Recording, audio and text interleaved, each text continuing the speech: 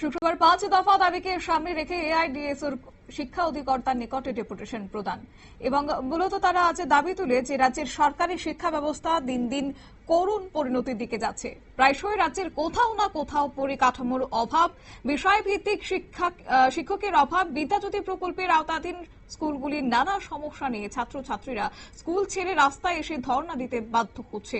গ্রাম শহর সর্বত্র শিক্ষার বেহাল দশা প্রতিনিয়ত পত্রপত্রিকায় প্রকাশিত হচ্ছে।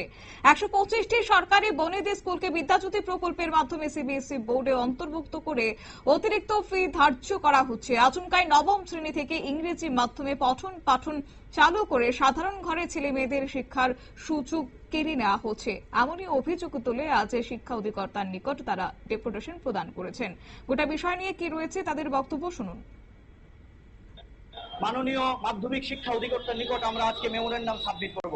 আমাদের দাবি স্পষ্ট, এই যে প্রত্যেকটা স্কুলে শিক্ষক নিয়োগ করতে হবে, পর্যাপ্ত প্রয়োজনীয় সংখ্যক বিষয়ভিত্তিক শিক্ষক নিয়োগ করতে হবে এবং এই যে বিদ্যাজ্যোতি প্রকল্প, এই বিদ্যাজ্যোতি প্রকল্প বাতিল করতে হবে এবং সর্বস্তরে শিক্ষার সর্বস্তরে ফি মুকুব করতে হবে এবং প্রত্যেকটা স্কুলে ষষ্ঠ শ্রেণী থেকে অষ্টম শ্রেণী পর্যন্ত এই যে এখনো পর্যন্ত বই পৌঁছায়নি, আমরা দাবি জানাচ্ছি প্রতিটি স্কুলে পাঠ্যপুস্তক সরবরাহ করতে হবে।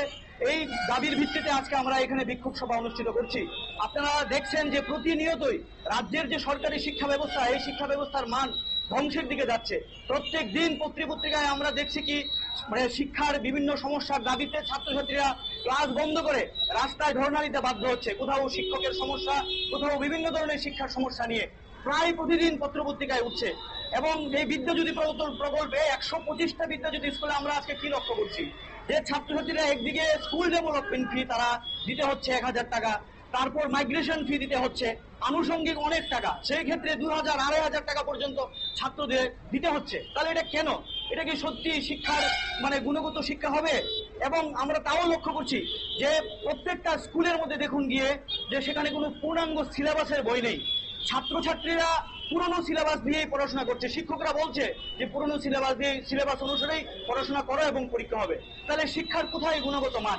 এবং রিসেন্টলি পত্রিকায় যে প্রকাশিত হলো ৫৮৮টা বিদ্যালয়ে মাত্র একজন শিক্ষক, ভাবা যায়? তাহলে এই অবস্থাতে তো বোঝা যায় যে রাজ্যের সরকারি শিক্ষার ব্যবস্থাটা কোন জায়গায় নামছে। ফলে এই যে বিদ্যাজ্যোতি স্কুলে ছাত্রছাত্রীর একটা মানসিক চাপ, একদিকে টাকা জমা দেওয়া, আরেকদিকে নবম শ্রেণী থেকে ইংরেজি বিষয় হঠাৎ করে আচমকা তাদেরকে ঘোষণা দেওয়া হলো যে ইংরেজিতেই পড়াশোনা করতে হবে। এটা তো অবাস্তব এবং অকল্পনীয়। তাহলে এই বিষয়গুলো নিয়েই আমরা সোচ্চার হয়েছি এবং এই বিদ্যাজ্যোতি প্রকল্প যে সত্যি জাতীয় শিক্ষানীতির একটা অঙ্গ, জাতীয় শিক্ষানীতিতেই বলা হয়েছে যে শিক্ষার সমস্ত দায়ভার থেকে সরকার কোনো দায়িত্বভার নেবে না। ফলে আজকে দেখা যাচ্ছে যে ছাত্ররাই টাকা জোগাড় করে দিয়ে শিক্ষার সুযোগ দিতে হচ্ছে। তাহলে এই প্রকল্প বাতিল করতে হবে। এই দাবিগুলির ভিত্তিতে আমরা এসেছি।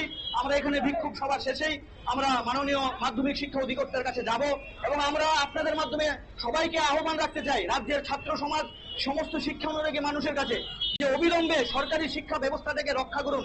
সরকারি শিক্ষা ব্যবস্থা যদি রক্ষা না হয় তাহলে ছেলে মেয়ের ভবিষ্যৎ অন্ধকার। এই আহ্বানটুকুই আপনাদের মাধ্যমে আমি রাজ্যবাসীর কাছে রাখতে চাই। আমি রামপ্রসাদ আচার্য, অল ইন্ডিয়া ডেমোক্রেটিক স্টুডেন্টস অর্গানাইজেশনের রাজ্য সভাপতি। আপনারা শুনলেন তাদের বক্তব্য। অবশ্যই ৫ দফার মধ্যে উল্লেখ ছিল যে অবিলম্বে সরকারি স্কুলে পরিকাঠামো উন্নয়ন করতে হবে, বিদ্যাজ্যোতি প্রকল্প বাতিল করতে হবে, প্রতিটি স্কুলে প্রয়োজনীয় সংখ্যক বিষয়ভিত্তিক শিক্ষক নিয়োগ করতে হবে, অবিলম্বে প্রতিটি বিদ্যালয়ে পাঠ্যপুস্তক সরবরাহ করতে হবে, তাছাড়া শিক্ষা সর্বস্তরে ফি মকুব করতে হবে বলে তারা জানিয়েছেন। একই সঙ্গে সম্প্রতি প্রকাশিত হয়েছে ৫৮৮টি বিদ্যালয়ে মাত্র একজন শিক্ষক দ্বারা পরিচালিত হচ্ছে।